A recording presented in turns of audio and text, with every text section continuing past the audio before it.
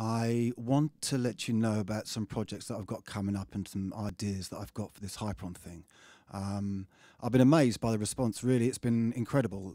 Lots of people have got in touch, lots of really nice words, and I'm starting to get some DJ work. So the next question is obviously, can we do live?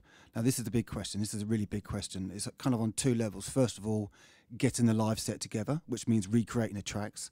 It is possible. I mean, Danny does have a lot of the equipment that we had back in the day. It is possible to maybe get the memories working with the data that we have and re-put the thing together how it was. However, floppy disks do not last the test of time, and I'm a little bit uncertain about that. I'm more in favour that perhaps if we did the live thing, it would be necessary to rebuild the tracks from scratch. Now, luckily, years ago, Danny put all the samples from the tunes onto recordable CD, and then we just ripped the CD. So what you're looking at here in this arrange window is all the samples from all the old tunes. I'll just start going through them. I mean, it's incredible. And Danny put these all on CD. When I found out, I was just like, whoa, got to have them. So I've just got them. Stirring stuff, stirring stuff, Oh, stirring stuff. That's Al's theme. I can remember those.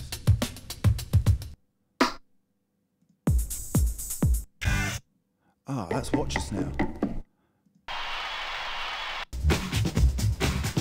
Wow, that was all done with synthesizers like 202s and Juno 6s, so that's just the beats. There's not many samples there. That was mostly synth-based.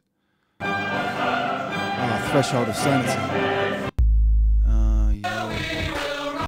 Well, that's the first version. Wow, the first version of that. Loads of classic Hyperon sound effects. Oh, what's that? That's Thunder Grip. That's Thunder Grip. Classic samples. Awesome, awesome, awesome. So I could do it. I could put the tunes together. What is this one?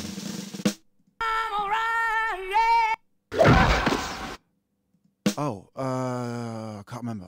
But I remember those samples. Wicked. So yeah, so I can do it. I can do it. So I'm just a bit excited about getting all these samples. Another rave. Oh wow, the sound, that mental sound. Oh, that'd be fun. I could do that so much better now. That another rave. If I did that again now. And this is another problem. Do I keep it authentic to how the tunes were, which I feel were a little bit disjointed, or do I maybe bring a few more modern arrangement ideas involved? I mean, that would dilute the Hyperon thing. I think mostly a combination of keep it authentic, whilst if you're going to do it live, then you'd want to make a bit of a statement, so you change the tune slightly for live, So that's interesting. That's interesting. I think I'd mostly keep them how they were, because some of the arrangements were just, I really did like them. I really did like them. But on another rave, I feel I could have gone somewhere else, especially with that sound. That you could make that so rave, so outrageously rave. I don't think the arrangement on that one was particularly good, and I would like to go again on that, because that's a big bouncy tune. It'd be loads of fun. Let me carry on with this. It's amazing. Oh yeah. They're all old ones. Which one is this? I think that's the first EP.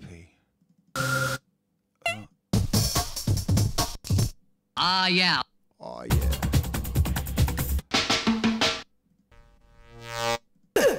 Don't know what that is. Lovely. Half stepper. Awesome. Oh, what is that? Is that one of my old electro breaks? Anyway, so I could do it. I could put all the tunes together. It'd be lots of fun, but a lot of work. I think putting together a live set is somewhere between 150 and 200 hours work. It's all the tunes have got to be put back together, and each tune could take 3 days to a week. Even if you blatted it, it's still a lot of work. And I run a recording studio. I make music. I'm converting a house. I've got a lot on my plate, so it's got to be worthwhile. Which brings us to the way you do it. So if you set up a Hyperon tour, the way to do it is to have something to promote. That's how you do it. If I just knocked on someone's door and said, "Can I have a gig for Hyperon Live?" I'm not going to get much for it. But if I have something to promote, then setting up a tour is a lot easier. And the thing that you would promote would be a new single. So you'd have to make a new Hyperon EP. Gosh, that would be hard. I mean, I've got loads of these sort of samples, and listening to now, they really fill me with brightness. So it's something that perhaps I'd like to do. The problem is, how the fuck do you do it? I mean, these tunes were made when I was discovering how music works. You know, I didn't know what I know now, which is, you know, you don't even start doing things. You do a gain structure, EQ, another type of EQ, some sort of compression, channel emulation. I mean, there's just so much that we do now, and you'd have to forget all that because all we had was the S1000. So I don't know whether you could use Logic to recreate the tracks. I mean, I've done this live before, so you do all the arrangements in Logic, and then you bounce the MIDI data down to an S5000, and then you do the whole thing live with MIDI sequence and playing over the top. That's the best way of doing it. Using the MMT8s today, I'm not sure. It's too hard to do. The memory limitations, relying on hardware that's 30-odd years old, don't know, wouldn't feel comfortable.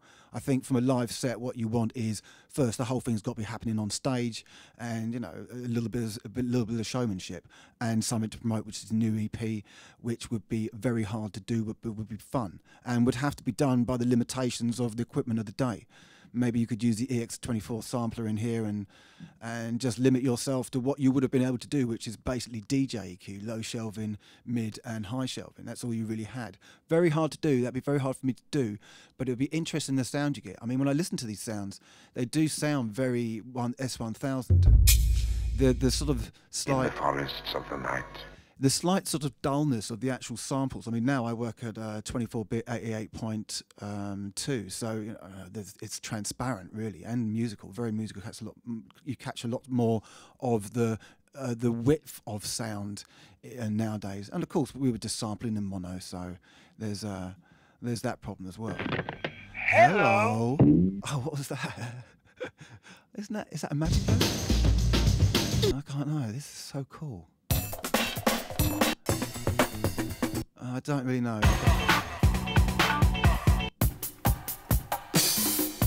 I'd love to find the sample for... What is this? Well, I don't know what the hell that was. Something we were working on and never finished. Oh, yeah, we should get this. When we used to use long samples, what we used to do was sample them at either twice the speed or half the bit rate. So then you could slow them down by 12 an octave in the Akai, and that would save memory because the memories are so limited. And that's what we did there. Catch a swing fever, catch it while it's hot. The king. And then completely ruined it by having it at the original tempo. All right, you got it? Yeah, kick it. So I probably would have done that to compare what the sound sounded like. Anyway, so yeah, so there's a problem. I mean, I'd love to do it, and I'd love to hear your thoughts. I'd love to know what you think and how it should be done and how it should be done. I mean, I think if you're going to do the live thing, you've got to do an EP because no promoter's going to be interested unless you're promoting something. And secondly, if you recreate it on stage, I mean, where do you go? How far do you go? Do I use modern production? It's going to sound totally different. Or do I just keep it how it was, raw? I mean, if I keep it how it was, raw, we're going to sound not as good as people doing modern stuff. You know, people performing on Ableton Live or on their computer. It's going to sound big and full and wide, and we're going to sound thin and narrow. So do I want that? I mean, do I limit myself to what the S1000 could do and just have it with DJ EQ, or do I go the full hog? Let me know your thoughts and let me know what you think. Anyway, thanks for watching. Catch you later. Bye. Actually, there's one more thing. We're just going to play all the samples all together and see what it sounds like.